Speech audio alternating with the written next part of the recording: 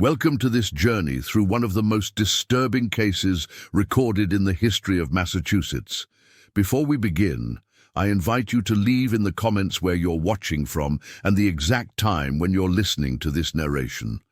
We're interested in knowing to what places and at what times of the day or night these documented accounts reach. The road to Deerfield, Massachusetts in the year 1845 curved through dense oak forests, their shadows stretching like grasping fingers across the packed dirt.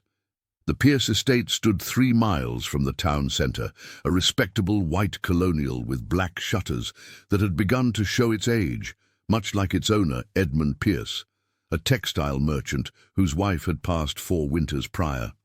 What visitors to the estate often remarked upon was not the peeling paint on the north-facing side or the meticulously maintained rose garden to the east, but rather the peculiar silence that seemed to blanket the property, a silence that felt heavier than the humid Massachusetts summer air. It was on the 17th of April, 1845, when Mary Ellen Carter, a young woman of 23 years, arrived at the Pierce estate. She had travelled from Greenfield, a neighbouring town, with references speaking to her excellent character and tireless work ethic. The town of Deerfield recorded her arrival only as a note in the parish register. Monsieur Carter, domestic, employed Pierce household. This small, innocuous entry would later be referenced in over 14 separate documents spanning 3 counties. What makes this case particularly unnerving isn't the violence, though that came later, but rather the methodical documentation that surrounded it. Edmund Pierce kept detailed household accounts, listing every expense from the cost of Mary Ellen's modest wage to the curious purchase of 3 padlocks in June of that same year. His son, Nathaniel, a widower himself at 32 years of age, maintained correspondence with associates in Boston that occasionally mentioned the new household help, often in terms that suggested a barely concealed contempt. "Father's latest charity case arrived yesterday," Nathaniel wrote to his business partner on April 18th. "She seems determined to please, though I suspect her eagerness masks something altogether less innocent." This letter, discovered in 1868, during the settlement of the business partner's estate, was the first indication that something was amiss in the Pierce household. But by then, it was too late for anyone to intervene. Mary Ellen's duties at the Pierce estate were extensive. She rose before dawn to light the fires, prepared 3 meals daily, laundered the household linens, and maintained the cleanliness of the 17-room house. Edmund Pierce's record book notes that he found her work satisfactory in all regards, and even increased her wages slightly after the first month of employment. Nathaniel's assessment, recorded in his private journal, was markedly different. "The girl affects a demeanour of naive simplicity that father finds charming," he wrote in May. "I find it calculated. When she believes herself unobserved, her eyes betray a shrewd assessment that belies her modest demeanour. I have caught her lingering outside father's study on multiple occasions. When confronted, she offers excuses about dusting or delivering tea, but her hands are often empty." The townspeople of Deerfield had little interaction with Mary Ellen during those first months. Martha Kinsella, who operated the general store, recalled decades later that the young woman would come to purchase household supplies every Tuesday, always with a detailed list in Edmund's handwriting. "She never strayed from that list," Martha told her granddaughter in an account preserved in the Deerfield Historical Society archives. "And she never lingered to exchange pleasantries as the other housegirls did. There was something in her manner that suggested she was perpetually in a hurry to return to the Pierce house." By June, a subtle shift had occurred in the household dynamics. Edmund's journal entries about household matters grew more frequent and more detailed, particularly regarding Mary Ellen. He noted that she had a fine singing voice, though she employs it only when she believes herself alone, and that she demonstrates an unexpected literacy, having been observed reading from my library when her duties permit. These observations, mundane as they appear, were underlined in his journal, a habit Edmund reserved for matters he considered of special significance. Nathaniel's correspondence from this period reveals growing concern. In a letter to his late wife's brother in New York, dated June 23rd, he wrote, "Father's fascination with the new help has progressed from mere appreciation to something I find disquieting. He has taken to inviting her to remain in the room while he conducts his evening reading, ostensibly to mend linens, but I have noticed she does remarkably little mending during these sessions. Instead, she listens, occasionally offering observations that father finds inexplicably profound. I fear she exerts an influence that cannot be explained by her station or intellect." The summer of 1845 in Massachusetts was unusually hot. The Deerfield Parish records note that 2 elderly residents succumbed to the heat in July. At the Pierce estate, Edmund commissioned the construction of a small gazebo near the pond at the property's edge, to provide a respite from the oppressive temperatures. According to the builder's invoice, discovered in Edmund's personal effects after his death, the structure was completed on July 12th. It was in this gazebo that Edmund began taking his afternoon tea, often accompanied by Mary Ellen. Nathaniel's journal entries from mid-July reveal his growing frustration. "Father dismisses my concerns with a patronizing wave, as though I were still a child requiring placation rather than a man with legitimate misgivings. The girl has insinuated herself into his daily routine with remarkable efficiency. This afternoon, I observed them from the upstairs study window, seated in that ridiculous gazebo, engaged in what appeared to be an animated discussion. Father laughed in a manner I have not witnessed since Mother's passing. The girl's influence grows daily, and with it, my suspicion." By August, the household routine had shifted noticeably. Mary Ellen, while still performing her duties, had been elevated in subtle ways. Edmund instructed that she take her meals at the family table rather than in the kitchen. He gifted her a leather-bound journal, recorded in his expense ledger as stationery for MEC. Most significantly, he began to consult her on matters related to his business, a fact that Nathaniel documented with increasing alarm. "Father asked for the girl's opinion on the Bradford textile contract today," he wrote on August 7th. "A discussion of significant financial implication, and he values the thoughts of a servant who, until 4 months ago, was unknown to us." When I questioned the propriety of such a consultation, he suggested that my objection stemmed from my unwillingness to consider perspectives different from my own. The girl remained silent throughout this exchange, her eyes downcast in a performance of humility that I find increasingly transparent. It was during this period that Nathaniel began what he termed in his private correspondence as an investigation into Miss Carter's background. He dispatched letters to Greenfield and surrounding communities, inquiring about the Carter family and Mary Ellen's history. The responses, which he meticulously preserved, offered little insight beyond confirming her basic story. Daughter of a carpenter who had died of consumption, mother remarried to a farmer who had no interest in supporting his predecessor's children, necessitating Mary Ellen's entry into domestic service. One letter, however, from the widow Jenkins of Montague contained an observation that Nathaniel underlined twice. "The girl always had a gift for making herself indispensable to those with means. Even as a child, she demonstrated an uncanny ability to discern what others desired to hear and to present herself accordingly. This is not a criticism, merely an observation of a skill that has likely served her well." September brought cooler temperatures and a notable development in the Pierce household. Edmund, in his 62nd year, began to speak of amending his will. This information comes not from his own writings, which show a curious gap between September 4th and 21st, but from the journal of Nathaniel, who wrote on September 9th. Father has requested a meeting with Mr. Holcomb, his solicitor. When pressed, he admitted his intention to make minor adjustments to his testament, assuring me that my inheritance remains secure. I wonder what definition of secure he employs that necessitates legal revision. Mary Ellen's position in the household continued its subtle elevation.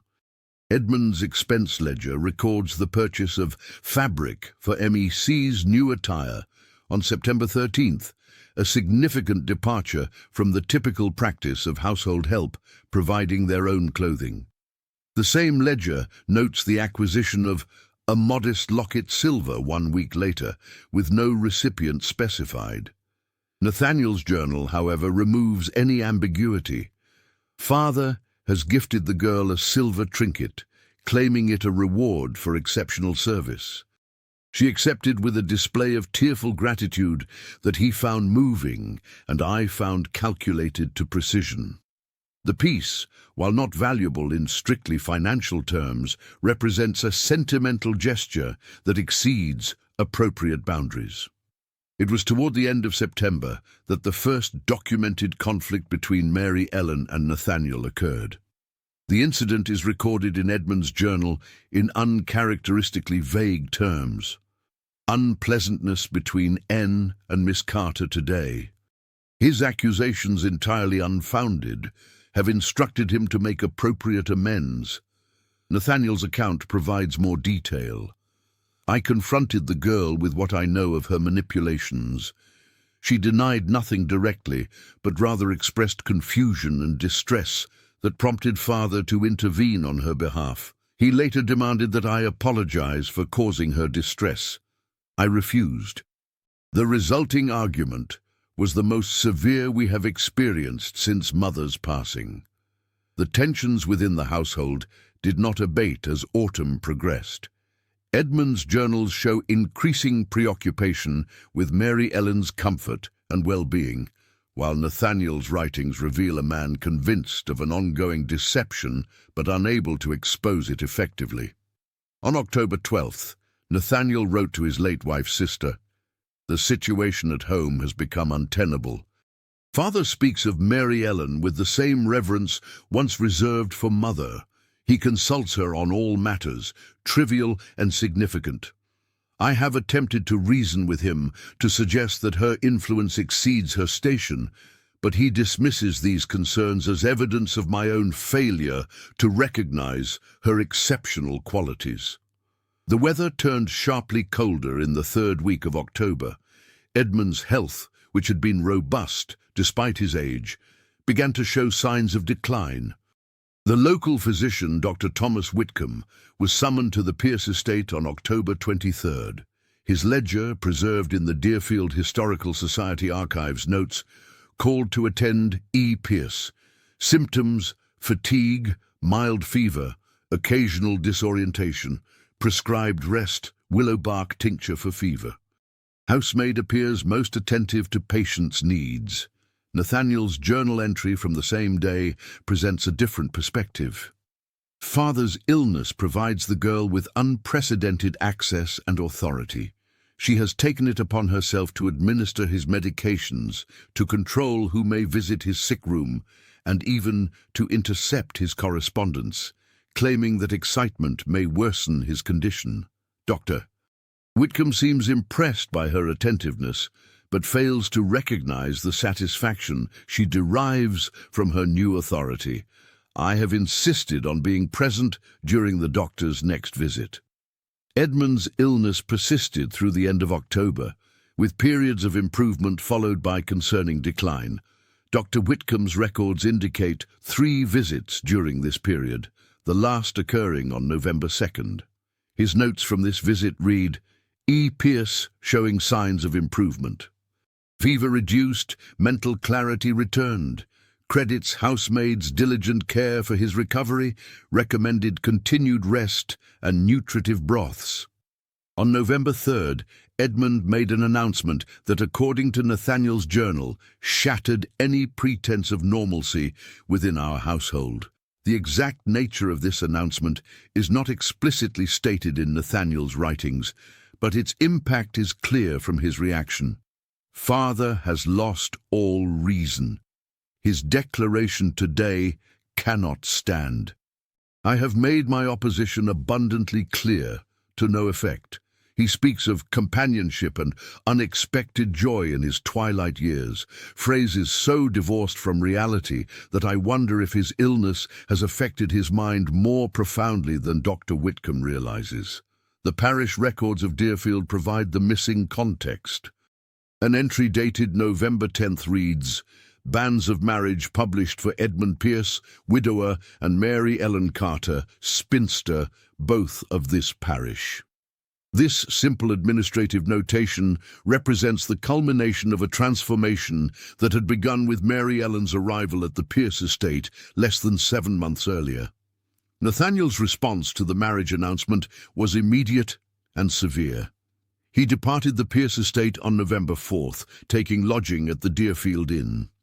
From there, he wrote a series of increasingly urgent letters to his father's longtime friends, to his solicitor, and even to the minister of the parish church. These letters, several of which have been preserved, outline what Nathaniel termed a clear case of manipulation and opportunism, and urged intervention before an elderly gentleman of means makes a decision that will bring lasting shame to his family name. These appeals appear to have had limited effect. Edmund's friends, while expressing surprise at the development, were reluctant to interfere in what they considered a private matter. The solicitor reminded Nathaniel that his father remained of sound mind in the legal sense and was entitled to make his own decisions regarding matrimony. The minister, while agreeing to speak with Edmund, ultimately reported that he found the widower clear in his intentions and genuine in his affections. During this period of separation, Edmund made a significant alteration to his will. The document, filed with his solicitor on November 12th, maintained Nathaniel as the primary heir to the textile business and the majority of the estate, but included a provision granting Mary Ellen lifetime residency at the Pierce house and an annual stipend of considerable generosity. Nathaniel was informed of these changes by letter, his father noting that, "While I understand your concerns, I must insist that you treat my future wife with the respect she deserves, should you wish to return to this house." Mary Ellen's writings from this period are notably absent. Whether she maintained a journal during these tumultuous weeks remains unknown. The only direct record of her perspective comes from a letter she wrote to her mother, discovered decades later among her stepfather's effects in Greenfield. Dated November 13th, the letter is brief and remarkably restrained. "Mother, I write to inform you of my upcoming marriage to Mr. Edmund Pierce of Deerfield. The ceremony will be quiet, given Mr. Pierce's recent illness and the unfortunate opposition of his son. I hope you might find it possible to attend, though I understand if the journey proves prohibitive." Nathaniel returned to the Pierce estate on November 17th, following what his journal describes as a night of profound reflection on the proper course of action. His return appears to have been motivated by strategy rather than reconciliation. "I have concluded that my absence serves only to leave Father entirely under her influence. My presence, while unable to prevent the impending travesty, may at least allow me to observe and document the manipulation as it unfolds." The atmosphere in the Pierce household during the week preceding the wedding was characterized by what Edmund termed a regrettable tension. His journal entries, while continuing to express joy at his upcoming nuptials, betray concern about the dynamic between his son and his bride-to-be. Nathaniel maintains a cold civility that Mary Ellen bears with remarkable grace. She attempts to engage him at meals, inquiring about his business affairs and expressing interest in his perspectives. He responds with minimal courtesy, then excuses himself at the earliest opportunity. I had hoped for acceptance, if not enthusiasm, but must reconcile myself to the reality of his resentment. Nathaniel's account of the same interactions is predictably different. The girl continues her performance, feigning interest in my activities while simultaneously undermining my position with father. Today, she inquired about the Lowell contracts with such specificity that I suspect she has been examining my private correspondence. When I suggested as much to father, he accused me of paranoia and reminded me that he himself had likely discussed such matters with her. The wedding of Edmund Pierce and Mary Ellen Carter took place on November 24, 1845, at the First Congregational Church of Deerfield. The ceremony, according to the parish register, was attended by the immediate family and select friends of the groom, suggesting a modest gathering. Nathaniel's presence at the ceremony is confirmed by his signature on the marriage certificate as witness, though his journal entry for the day consists of a single line: "It is done. May God forgive what I could not prevent." The weeks following the wedding brought a redistribution of authority within the Pierce household. Mary Ellen, now Mrs. Pierce, no longer performed the duties of a domestic servant. Edmund's expense ledger records the hiring of a new housemaid, Hannah Sullivan, on December 3rd. Mary Ellen, instead, assumed the responsibilities of the lady of the house, overseeing household management, accompanying Edmund on his business visits to town, and hosting small gatherings of the local gentry. Nathaniel's correspondence from December reveals a man struggling to adapt to the new reality of his family situation. In a letter to his late wife's brother, dated December 12th, he wrote, "The girl, I cannot bring myself to address her as Mrs. Pierce, or worse, as my father's wife, has assumed her new position with remarkable ease. She presents herself to Deerfield society as though born to privilege, rather than having acquired it through calculated manipulation. More disturbing still is father's obvious pride in her.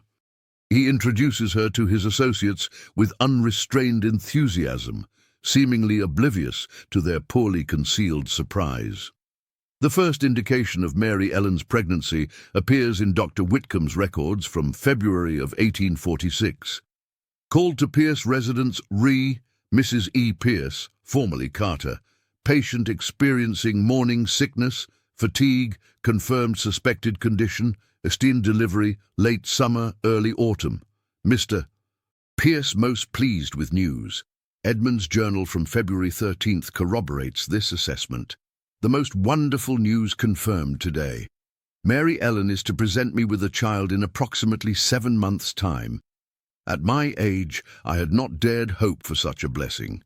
Nathaniel received the news with characteristic restraint, offering congratulations that barely masked his displeasure. Nathaniel's private writings from this period suggest more than mere displeasure. His journal entry from February 14th contains a passage later cited in the coroner's inquiry.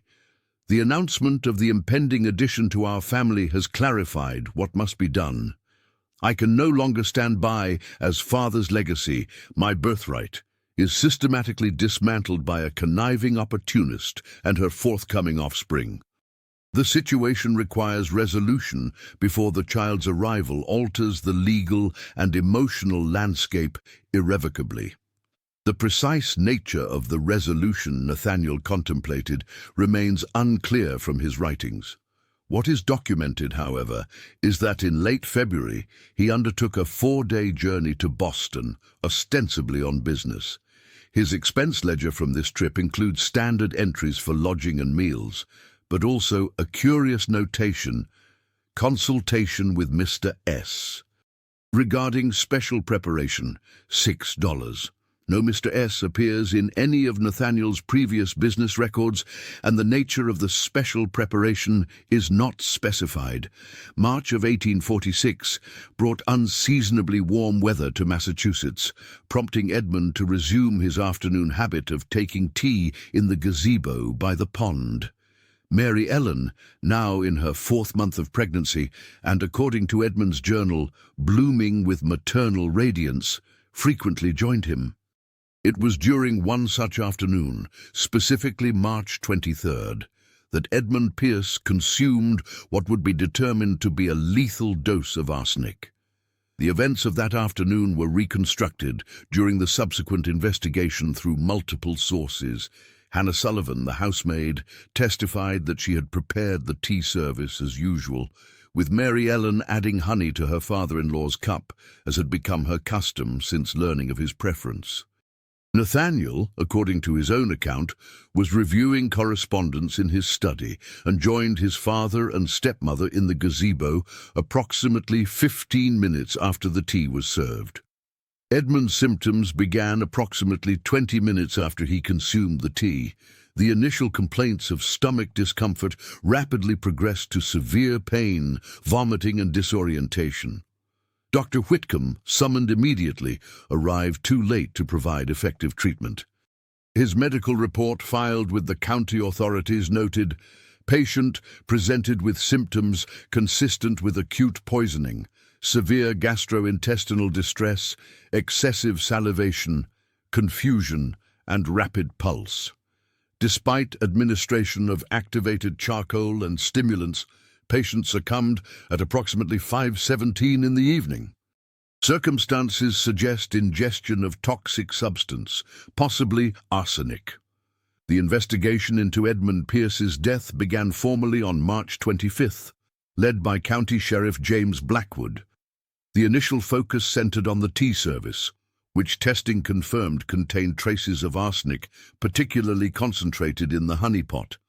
This discovery led to the immediate suspicion of Mary Ellen, who had been observed adding honey to Edmund's tea. Mary Ellen's protestations of innocence were documented in Sheriff Blackwood's official report. The widow Pierce denies any knowledge of how the poison came to be in the honey. She points out that she herself consumed tea with honey from the same pot, though in lesser quantity, and experienced mild symptoms that she attributed to her pregnancy.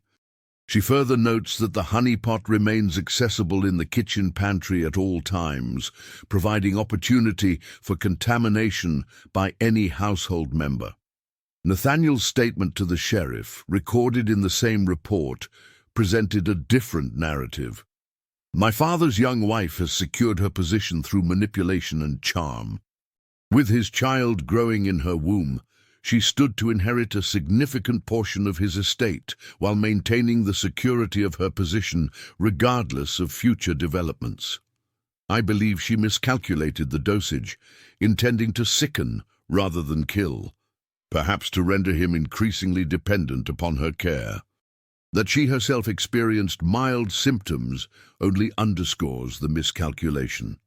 The investigation took a crucial turn on March 29th, with the discovery of a small glass vial in Mary Ellen's sewing basket. The vial, which contained trace amounts of arsenic, bore a paper label from a Boston apothecary. When confronted with this evidence, Mary Ellen reportedly appeared genuinely shocked, claiming no knowledge of the vial or how it came to be among her possessions. Sheriff Blackwood's report noted a significant detail. Upon examination of the vial's label, it became apparent that the purchase was made on February 26th, a date coinciding with Nathaniel Pierce's business trip to Boston. When presented with this information, Mrs. Pierce suggested that her stepson had deliberately planted the evidence to implicate her in her husband's death. The accusation prompted a thorough review of Nathaniel's activities during his Boston trip. His expense ledger, examined by the sheriff's office, confirmed the mysterious payment to Mr. S. Further investigation identified this individual as Samuel Stowe, a disreputable apothecary known to sell potentially dangerous substances with minimal questioning. Confronted with this connection, Nathaniel initially denied any knowledge of Stowe or any purchase of arsenic. However, when informed that Sheriff Blackwood intended to travel to Boston to interview Stowe directly, his position shifted. The sheriff's report contains the following account.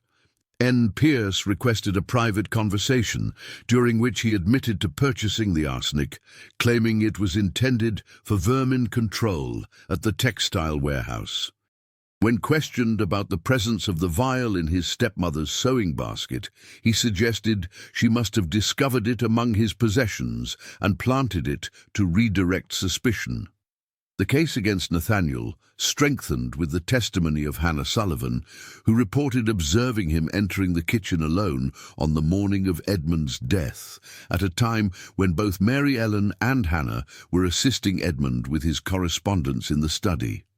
Though Hannah could not confirm that he had accessed the honeypot specifically, the opportunity to do so was clearly established. Most damning, however, was the discovery of a draft letter in Nathaniel's desk, dated March 22nd, the day before Edmund's poisoning.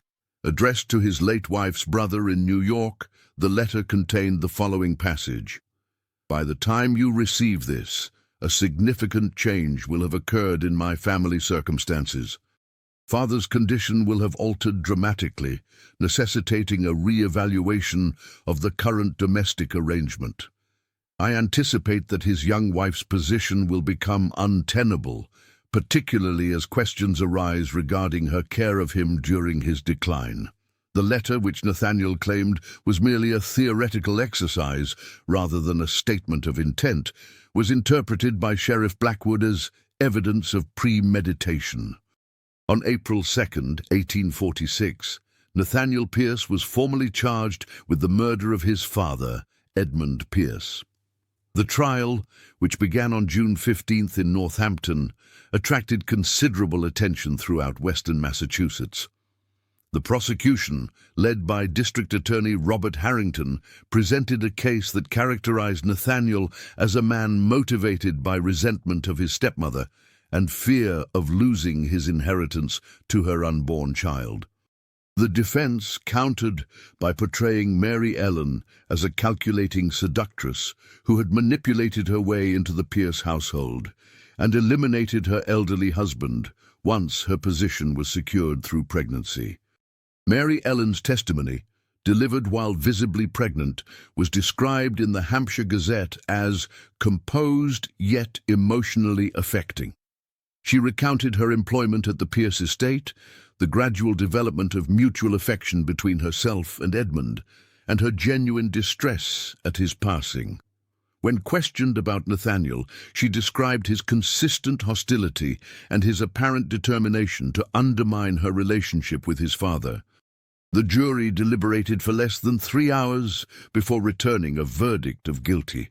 On June 18th, 1846, Nathaniel Pierce was sentenced to hang for the murder of his father. The execution was scheduled for July 15th, allowing time for the customary appeals process.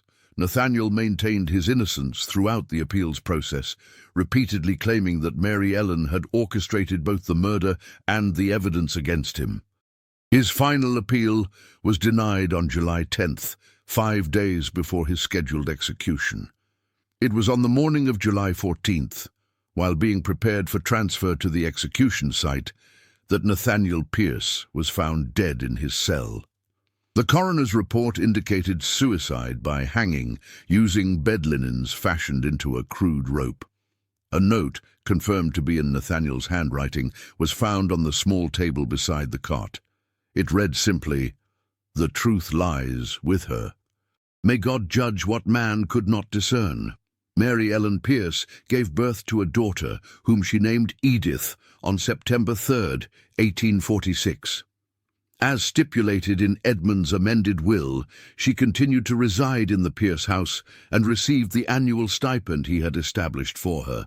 The textile business, which passed to Edmund's nephew in Boston following Nathaniel's conviction and death, continued to provide additional income to the estate. The story might have ended there, with justice apparently served and the guilty party punished, if not for events that transpired nearly a decade later. In 1855, Mary Ellen Pierce, who had never remarried, fell ill with what was initially diagnosed as influenza. As her condition worsened, she requested the presence of Reverend William Stafford, the minister who had officiated at her wedding to Edmund.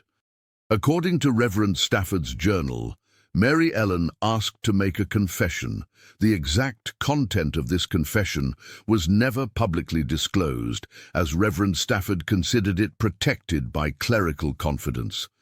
However, his private journal, discovered after his death in 1872, contained the following cryptic entry. Called to attend Mrs. Pierce, who believes her illness terminal, heard a most disturbing confession regarding the circumstances of her husband's death and the subsequent conviction of his son. The burden she has carried these 9 years is evidently heavier than I had imagined. Have counseled her regarding the spiritual implications of public disclosure versus private repentance. Mary Ellen recovered from her illness, and no public disclosure was ever made. She continued to raise her daughter, Edith, who by all accounts grew into an accomplished young woman. In 1863, at the age of 39, Mary Ellen sold the Pierce estate and relocated with the then 17-year-old Edith to California, ostensibly to seek a milder climate for health reasons. The Deerfield property records note the sale, but contain no information on Mary Ellen's subsequent life. The final documented reference to the Pierce case appears in the diary of Martha Kinsella, the Deerfield shopkeeper who had observed Mary Ellen during her early days at the Pierce estate.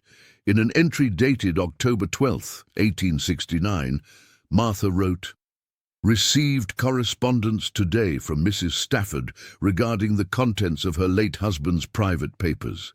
The revelation concerning Mrs. Pierce confirms what some in town had long suspected, but none dared articulate.